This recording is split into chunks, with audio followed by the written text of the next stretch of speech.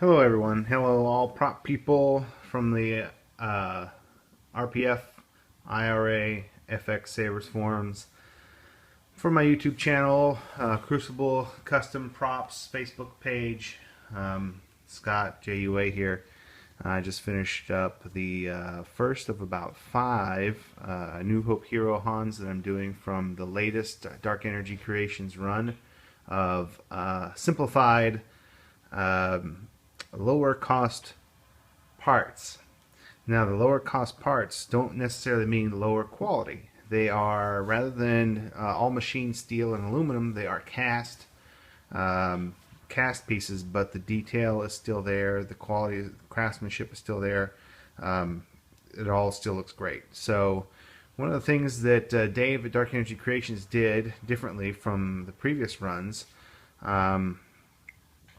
were the scope and flash hider, scope mount, rings, etc. were cast in pewter alloy, and along with all the scope parts. So the ends are still machined brass, but they are not the complex type where they have they're not 2 pieces anymore. They're not where they have a ring and then another screw-in ring to hold the lens in. These are actually 1 piece, and you use epoxy or glue to hold the lenses in.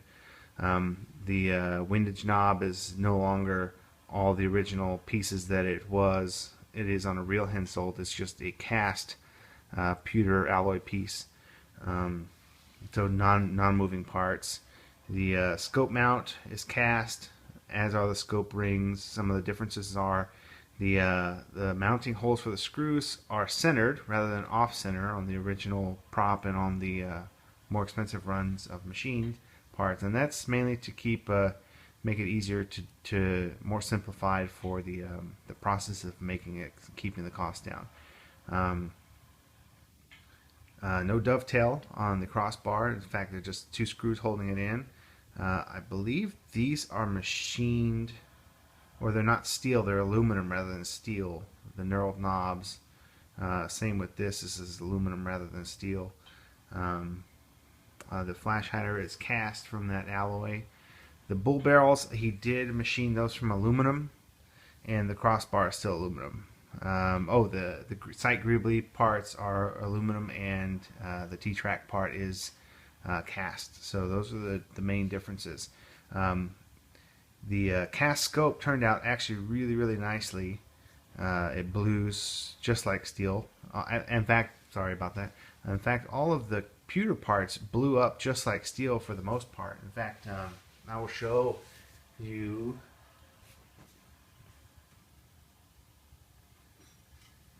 what these parts look like. So this is also a cast scope. I did have an extra. This is I finished all the cast scopes for this run of ones I'm doing as first built, so I will weather them later. So you can see they look nice finish on them. This is a steel flash hider. As you can see, it looks very close. They look very close. So the pewter looks just like steel. It looks really nice in my opinion. Looks really great. And it's not as hard to ding up and weather as steel is. So anyway, let me get down to it. This is a build for Gonzalo. He sent me his Denix and his Dark Energy Creations parts. He sent me an aluminum flash hider and a steel flash hider. I weathered both, but since the not steel, but the pewter flash hider, but the pewter looks more like steel, so I have that on there for now. He can change that out if he likes. Pretty straightforward. I did the accurizing of the Denix. So what I did was, as you guys can see here, is no longer do you have the big bulky Denix trigger. We have a nice. I found that a 7/8 end mill or drill bit, but I use an end mill in the milling machine, matches the contour of a real Mauser's trigger profile. And so what I did was I milled that down and then hand filed it to the rest of the shape. This one's a little bit thin compared to what It should be, but his Denix, for some reason, he sent it to me. He had already started to remove the logo on the side, and also when I started milling into it, this is the second one that I've seen weird pits and air pockets in the castings. This one had an air pocket right in the center of the trigger, and I had to mill it down even a little bit farther than I would have liked to get rid of that air pocket, because you could feel it under your finger, and it didn't feel good. So I had to mill it down a little farther to get rid of that, and so that's why that's thin. But it does have a really nice profile, and it feels really good to your finger. Very much feeling like a real Mauser trigger. So that was one of the things we did. I milled the extractor detail. No pocket in that one, like the last one on a Greedo Killer I did, so that one came out great. So milled down the entire bolt, and then milled in the extractor detail, blued it. I went ahead and, so real Mausers had a bright bolt, bright sight ramp, bright hammer, and blued slider, blued safety, blued trigger. So what I wanted to do is kind of wanted to replicate that look. I also milled down the Denix butt right here, so it looks more like a real one. And I sanded these parts so they're a little bit more bright. I didn't want them to get a polished look because it's an aged Mauser. Even the real prop was an aged Mauser. And if you want to look at the real thing, this is a real Mauser right here. This is my live fire. You can see it's patinated, so it's old, and you know, it's 100 years old, and that bright finish is dulled over time. So I wanted to kind of leave them bright, half bright, but you can also see kind of where I got the inspiration for those color choices. So you have the real Mauser, and then you have the replica right here. So those are the things that I did there. Now, one of the things, the Denix, if you just slide the bull barrel over the Denix, it comes to about right here, which for one is not correct as far as the placement goes, but another, the scallops of the top don't look good. So what I did was I got brave and chucked this up in the lathe, and rather than hand filing it, because I'm doing so many of these, I really wanted to try to eliminate the hand time in it, and put it in the lathe and actually turned down to the exact spot I needed to, and it worked out perfectly. The bull barrel fits perfect. I epoxied this on, so it's there, and it's in the right spot, and it's not going to move around. You don't have to worry about that. I did go ahead and finish milling out the detail. Let me show you some of that detail here. Gonzalo tried to, I think he dremeled it, and it went a bit deep, and I didn't want to go quite that deep, so there's just a little tiny bit of his work still there, but the rest of it is milled down.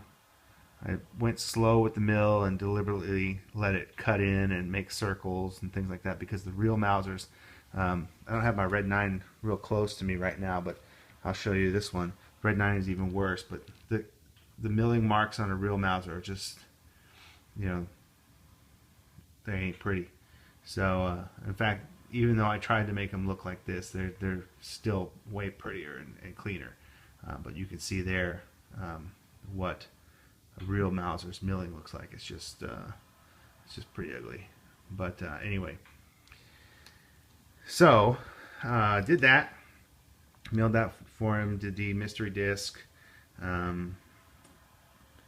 painted all the parts, blued everything. So let me show you some of the details on the weathering here. Tried to go with the little nicks and scratches on the scope as it is. Since I've had over 5 real Hensoldts, wanted to kind of use that as a template for scratching them up, and you know, making the brass weathered and darkened and things like that. Since this is a cast piece, it's not brass.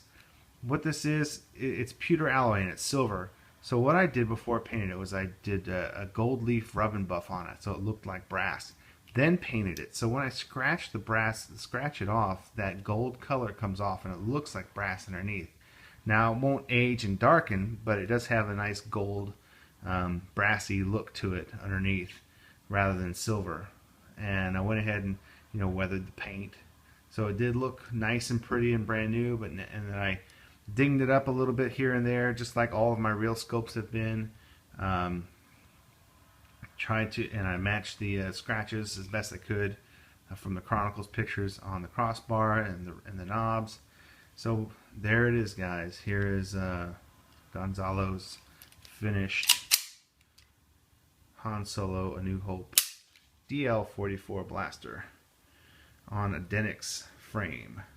The Denix is a really good base if you can't get an MGC or of course a live fire. So the Denix is inexpensive, and it's put a little work into it. It can look really good. So one thing about the Denix that always kind of bugs me is how it's put together.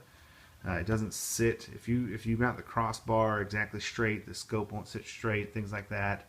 So you have to kind of work it to make everything look great.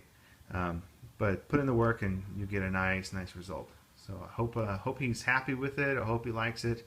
I'm gonna cut the video here soon in a second, and then pack it up, get it off to the new owner. So there you go. Pew pew.